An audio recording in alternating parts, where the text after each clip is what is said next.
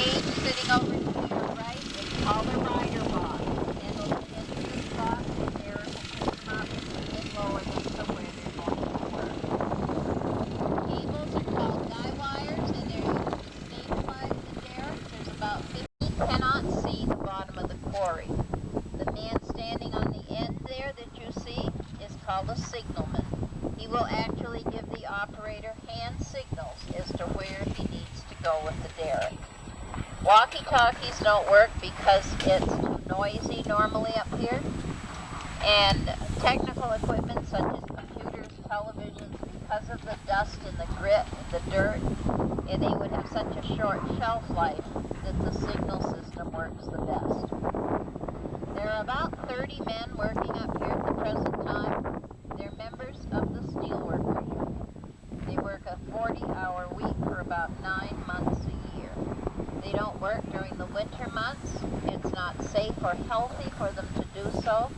So they usually get through around mid-December and will come back about the 1st of April. During that time, they can collect unemployment. Now, when we first got here, you might not have noticed, but there was a little whistle that blew. When the whistle blows once, it means they are going to lift a piece, and the men will have to get out of the way. Once it's lifted and in safe position where they can go back to work, they will blow the whistle again. If you hear the whistle blow 3 times, it means they're going to blast, and they will follow the same procedure. These men do belong to the Steelworkers Union.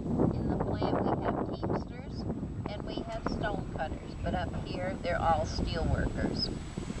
Now, to the right, as I said, they're using the method with the derricks, but over here to your left where you see the men, also off in the far left where the circular area is, they're doing what they call surface quarrying. They're near enough to the surface that they can go directly in with heavy equipment and bring the granite out directly. They will go in with forklifts, dump trucks, bucket loaders that can all lift at least 40 tons. So in this area, they do that directly, where over to the right, they bring the pieces up with the derrick and then they'll do that same procedure. Now the first thing that they have to do is measure off a piece of granite that they're going to work on. They'll have several going at one time. These pieces are usually about 17 feet square, about 13 feet thick, and they're called a bench. A bench weighs as much as 3 fully loaded 7/4 is a long orange piece of steel that has attached to it drills that are carbine tips. And these are air pressure. They get their pressure from the compressor house behind it. And they will drill straight down in a process they call channeling. These little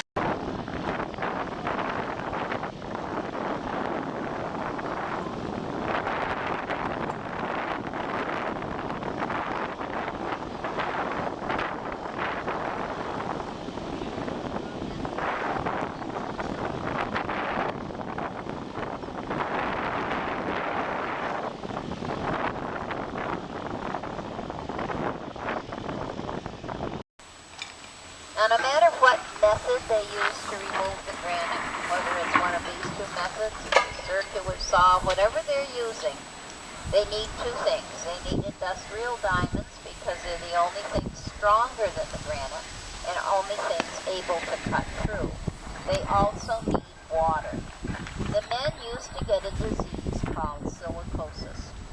They called it the white lung disease.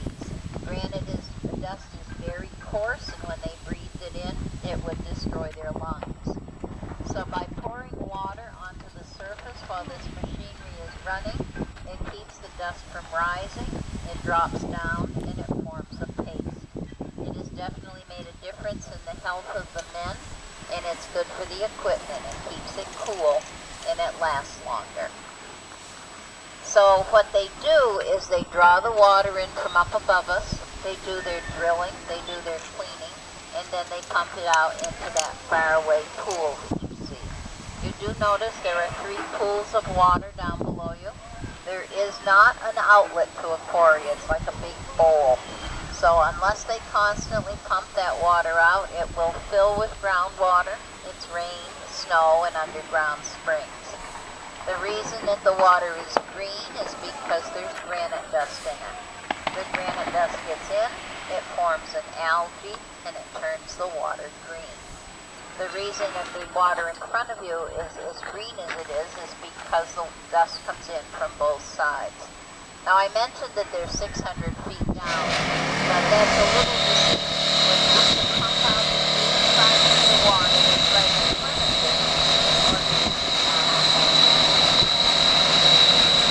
the wall in front of you was used in one of the earliest Star Trek movies.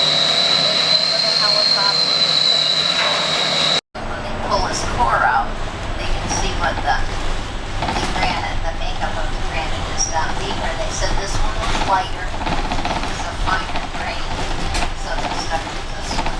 But if tomorrow they decided to open one of the others, it's just a matter of pumping out the water. It's going to hurt. It's just for stones.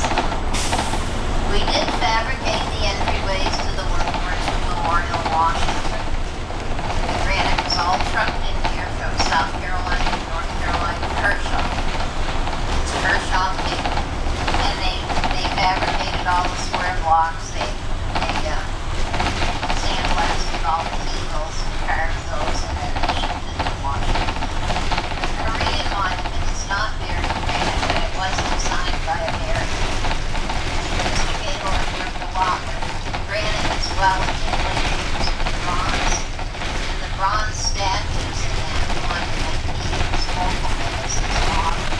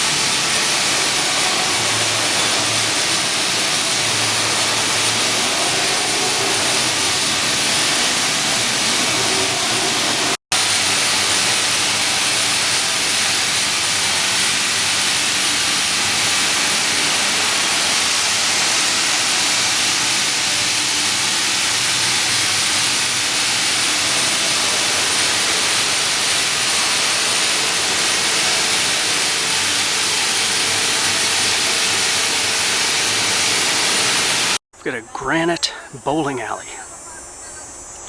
Pretty cool. Granite Lane, it's been around since 50s.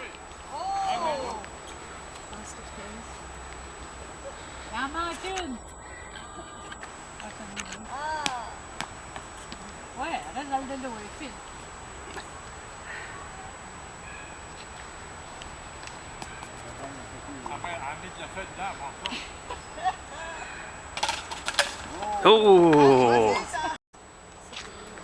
I guess it's not too bad. But you're not going to scratch it.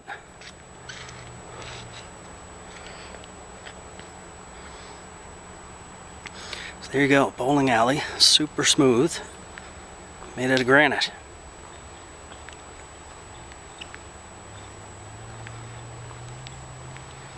I guess there's a couple bowling alleys out there that use this, but didn't really catch on.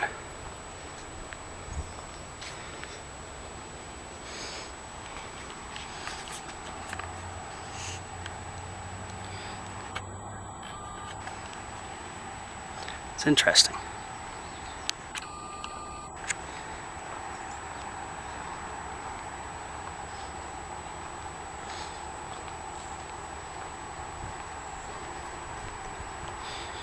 They used concrete for the gutters. And I wanted to show how the concrete broke down where the granite is still in perfect shape.